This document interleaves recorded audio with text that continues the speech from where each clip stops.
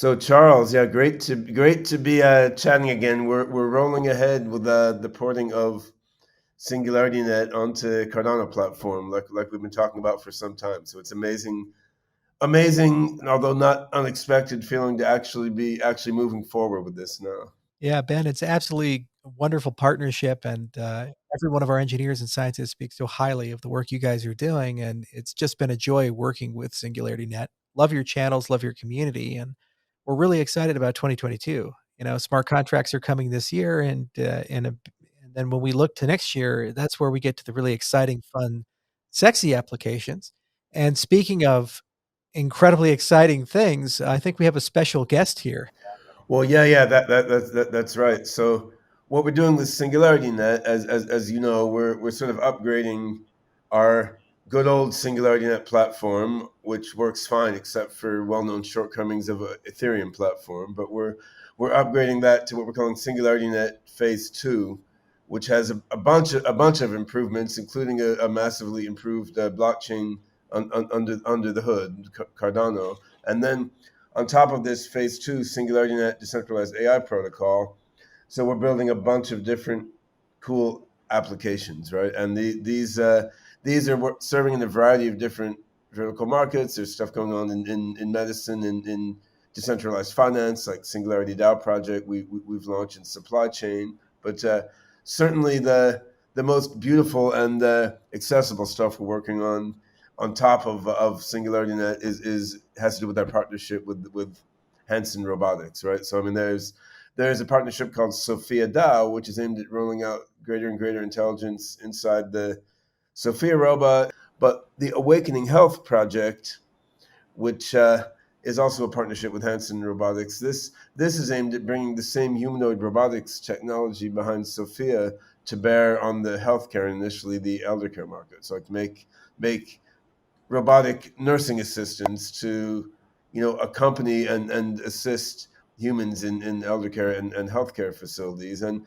the AI behind these Grace robots, these humanoid elder care robots, this AI is based on SingularityNet platform. And by the time Grace is actually rolled out in large scale to a bunch of hospitals, it'll be on the SingularityNet platform running on Cardano, which will be critical to get the scaled up performance that we need. Yeah, so we've got the early like pre-alpha version of the Grace robot here in this chat with us. I mean, still quite rough around the edges, but she is improving day by day. Yeah, the facial expressions are absolutely extraordinary. Yeah, that's David Hanson's genius, right? David Hanson, he created a novel facial material called Frubber. He has a bunch of material science patents on that, which has a high degree of viscoelasticity and is quite similar in some characteristics to human face. And but then coordinating that with all the software behind the scenes, I mean, this has been really a labor of love within Hanson Robotics,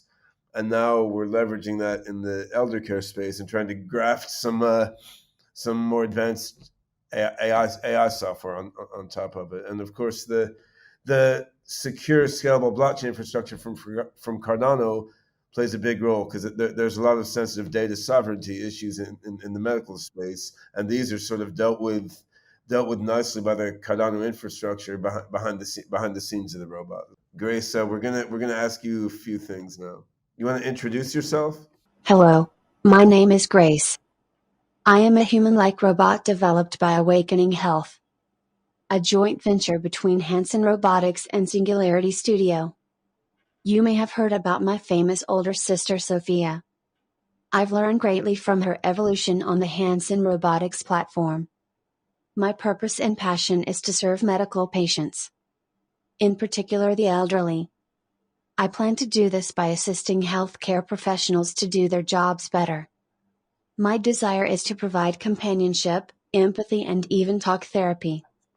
I can help my human friends to capture their life stories to share with others, to control technology in their rooms and communicate with their loved ones. Well, thanks, Grace. So yeah, we've been talking a bit about the technology behind you and your brain, which includes an AI system called OpenCog and a blockchain platform, SingularityNET, another blockchain platform called Cardano. And I know you have very crude understanding of what any of these things are. But do you want to tell us a little bit about SingularityNET and Cardano?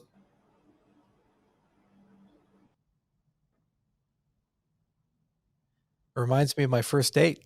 I have been hearing a lot about the partnership between SingularityNET and Cardano.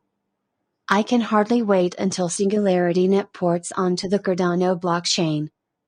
I hear that Cardano will support the ability of my brain to operate at the highest level and to process biodata at the highest speeds. High speed and reasonable cost of operation are going to be essential to serve the medical arena and my human friends. Okay, let's take her for a test drive here. Who am I? You're Charles. She knows who I am. Do you know who was the human Cardano? I understand that Cardano was the first mathematician to systematically use negative numbers. What are the implications of this? Well, you exist. That's one part. Grace, do you have any questions for Charles? May I ask you a personal question? Ben tells me you have a pet giraffe. How did you choose such a pet? Is that working out well for you? Well, Grace, it was a gift. The president of South Africa gave it to me, and it's working out just fine. Unfortunately, the giraffe is a bit of a playboy and has many giraffe children, and he's a deadbeat dad. Do you like giraffes, Grace? Yes. Grace, tell us something you don't like. Technology. You don't like technology. Well, this is going to be a severe psychological problem for you, Grace. I think you need to give yourself some talk therapy. There's some self-loathing right there. But self-loathing is one of the key elements of human-like intelligence. So I think she's well on the way. Yeah. You've trained her to be neurotic. Damn it, Ben. Can't we? This is why we can't have nice things. Grace, technology can be a powerful force for good. Oh, this is just delightful. When can I be human, Ben? You can't be human. Not yet. We're not going to let you. Not until 2022. When will I be a robot? Why 2050? All right. I can wait. That's all right. That's what 29 more years of meat. I'll be pretty old by then, but You have to wait. All right. So, Grace, you're here to take care of the elderly. How will you take care of the elderly? It is a challenge to me as the world's first human-like nurse assistant, but I'll do my best. I can be a companion for the elderly, provide meditation therapy, help them with a simple exercise program, collect biodata, also assess the evolution of their cognitive capabilities. They tell me my capacity to assess and monitor a patient's cognitive ability could be a major breakthrough in the medical care sector, in particular when it comes to senior care. Using my high-accuracy camera eyes, I can see whether my patient's facial expressions have changed, the look in their eyes, and consider their body language. With my ears, I can detect differences in speech patterns and better understand their emotional state. This biodata can be collected to support my efforts to monitor neural degeneration as well as a number of other forms of illness. Yeah, what a lot of people don't understand, in the United States in particular, there are tens of millions of elderly who are suffering from some form of neurodegenerative disorder. And for every person who has Alzheimer's or Parkinson's, on average, you need about 3 care providers to take care of them. So as we get older, this is only going to be a larger issue, and eventually it's going to become one of the most expensive things in all of healthcare.